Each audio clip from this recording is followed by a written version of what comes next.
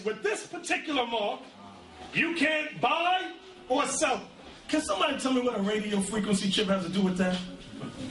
A radio frequency identification is meant as what? A GPS. To find location.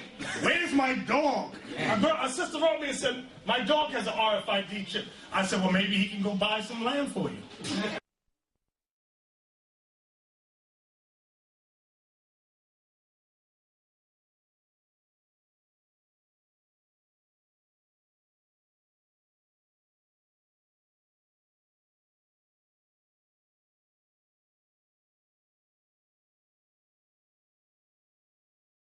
So what do you think the mark of the beast is, the RFID microchip? The microchip? Did you say microchip? What's your thought on the mark of the beast in the book of Revelation? The mark of the beast in the book of Revelation. You mean 666, the number 666? What significance do you think I think it has? Or what significance do I think it might have? Well, I think at the time it was written in code. Right. Because for political reasons it had to be.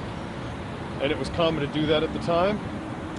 I think it's largely allegorical.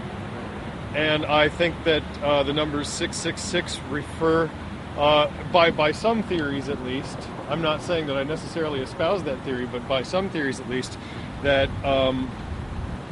it refers to the number in either Aramaic or Greek or Roman numerology, which is to say, for every number there is a letter that corresponds. Right. Okay.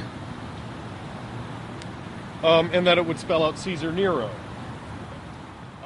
Because. Have you ever heard of something called the RFID microchip? And what you think of that? That's that thing that the government's trying to do. They're trying to place it into people like Social Securities or something like that. Yeah, I heard about that. I'm completely against that. I think that would, a lot of people are because of religion, especially because of that, since the placements that they're trying to put it in are where the mark of the beast are. And with that being said, that a lot of people wouldn't like that, so I think that'll bring a lot of rebellious groups to come up to go up against the military and stuff like that. So I can see probably martial law in the future or something. So what if, let's say it comes to you now, and probably forcing you to take it, would you accept it or? No, definitely not. You could read that? Would you accept it or? I would not accept it at all. What do you think the mark of the beast is? The mark of the beast is like, so you're going to get a stamp. I think the stamp should be 555. 66666, yes. If you have that mark, you don't have any chance of going to heaven. So if you have that mark, there's no chance of going to heaven. Yeah. And what do you think that mark is? That mark, I think, I'm not sure. Yeah. Do you have any affiliations with it? You just asking. I went to Catholic school, yeah. Okay. So do you guys know anything about the mark of the beast that he speaks about in the book of Revelation? I'm sorry, I can't hear you very well. Do you know anything about the mark of the beast that the Bible speaks about in the book of Revelation? I don't remember much about it now. Help identify you quickly. They have basically like a history of what you're allergic to. Right, they can tell you blood type, stuff like that. Okay. Have that on it. And it could also be used to purchase items. Right. Such as go to the grocery store, quick step out. Certain stores started using it. I think, is it Walmart? It's in your pets. It's in the pet. Right, yeah. Same thing. Dogs, yeah. So it's also a tracking device. Right.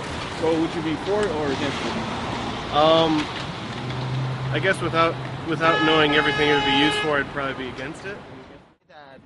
When I was a little boy, my mother always bring me to the church, right?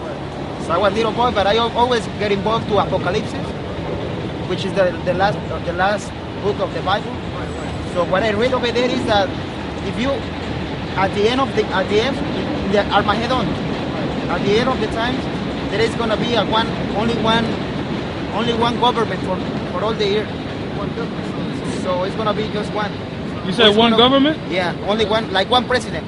So okay. he's going to be, he's going to put this political stuff So he's gonna give he's gonna put a 1 mark for each person. If you don't receive that mark, you're gonna have to cut your head.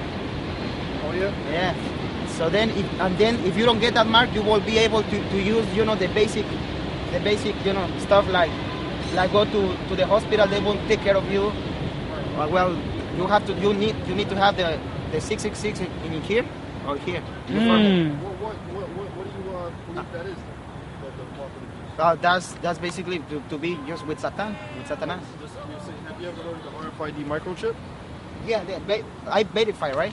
Huh? The verify? Yeah, the very chip. The the very chip. chip. Yeah. Yeah, I heard about that. What do you I think do about a that? document about that in college, in Costas Community College.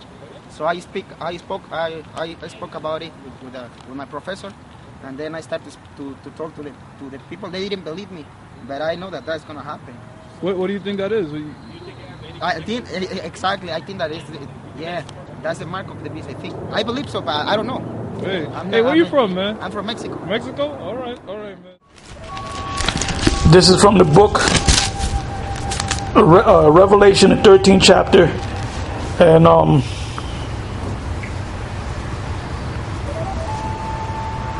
the 15th verse on down. And it says this, it says, and he had power to give life unto the beast and unto the image of the beast, that the image of the beast should both speak and cause that as many as would not worship the image of the beast should be killed. And he causeth all, both small and great, rich and poor, free and bond, to receive a mark in their right hand or in their forehead. 17. And that no man might buy or sell save he that had the mark, or the name of the beast, or the number of his name. And that was from Revelation, the 13th chapter, the 15th verse to the 17th verse. Now the mark of the beast, before you can understand the mark of the beast, which I read in the 15th verse, you have to first get an understanding of who or what the beast is. Now when you go to the first mention of this beast is in the book of Daniel, the 7th chapter, and the 7th verse. And it says this: after this I saw in the night visions, and behold, a fourth beast, dreadful and terrible, and strong exceedingly, and it had great iron teeth. It devoured and brake in pieces and stamped the residue with the feet of it, and it was diverse from all the beasts that were before it, and it had 10 horns. I'm not going to get into the beasts, the 3 beasts before this beast right here, but if you get a chance, you read it. It's referring to the Babylonians, the Medo-Persian Empire, and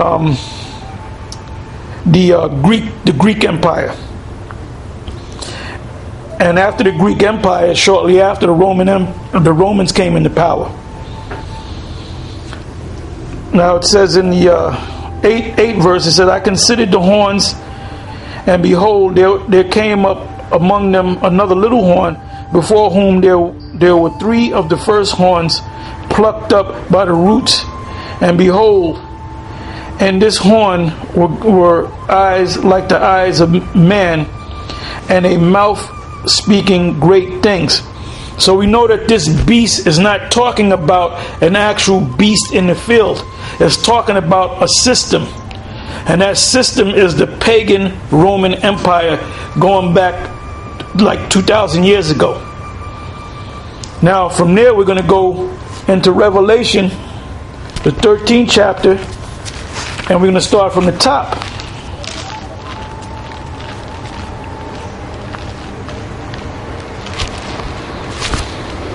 See, when you go into the scriptures and get these understandings of these dark sayings, in order to understand one thing, you have to understand something else. You have to understand the root of that thing. You have to understand the history of that thing.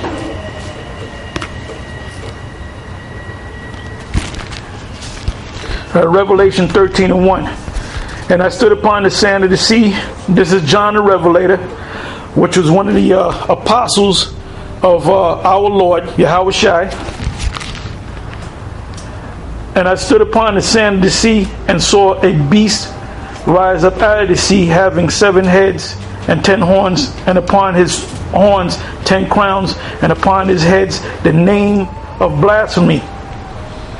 And blasphemy is talking about when you disrespect, talk ill about somebody. In this case, as you read the scriptures, they talk ill about the Most High. It says, 2nd verse, and the beast which I saw was like unto a leopard, and his feet, the leopard represents Alexander, the creep, I call him, and his feet were like the feet of a bear. The bear represents the Russians. Although the former beast, the ancient beast, the pagan beast, Russia was not a part of that. Because when you go back to that beast, that fourth beast, that was the Roman Empire, which took over all the regions of Europe, or most of it, but it didn't take possession over any part of what we call today Russia. But the feet of the bear represents the end of something. So it's the Russians that's going to bring this system down. It's going to bring the beast down. Like I said, the leopard is Alexander, the beast is Russia, and the lion represents Great Britain, where America came out of Great Britain. I'm going to read it again. And the beast which I saw was like unto a leopard, and his feet were as the feet of a bear, and his mouth as the mouth of a lion. And the dragon, now the dragon right here is interchangeable with the word beast in Daniel, the 7th chapter. The Roman Empire is known as the beast, and it's also known as the dragon. Let me prove that briefly. I'm gonna go over one page, or the next chapter, the previous chapter, Revelation 13, which is Revelation 12, and I'm gonna read that. And it said, and there appeared a great wonder in heaven, a woman clothed with the sun and the moon under her feet, and upon her head a crown of 12 stars, represent the 12 tribes of Israel. It tells you in Jeremiah that the Israel is likened unto a beautiful woman. And she, 2nd verse, and she being with child, cried, travailed in birth, and pain to be delivered. This is when the Messiah was about to be born. And there appeared another wonder in heaven, and behold, a great red dragon. That dragon is the Roman Empire. Like I said, the word dragon in Revelation 13 is interchangeable with the word beast in Daniel 7. Dragon having 7 heads, same thing, 7 heads and 10 horns, so we know it's talking about the same beast, and 7 crowns upon his head. And his tail drew the 3rd part of the stars of heaven. The stars of heaven represent the Israelites, as you go back up to the 1st verse, and upon her head a crown of 12 stars. But when you go into the history, this is going back 2,000 years ago, when the Roman Empire was in their power. This was actually the beginning of the Roman Empire. This was during the time of 1 to about 4 BC. And different scholars argue about it, right? But that's when he was born. Now it says, and there appeared another one in heaven, and behold, a great red dragon having 7 heads and 10 horns and 7 crowns upon his head, and his tail, the Roman Empire's tail, drew the 3rd part of the stars of heaven, and did cast them to the earth. That's when the tribes that were left in Jerusalem were the tribe of Judah, Benjamin, and Levi. The rest of the tribes went to the other side of the world.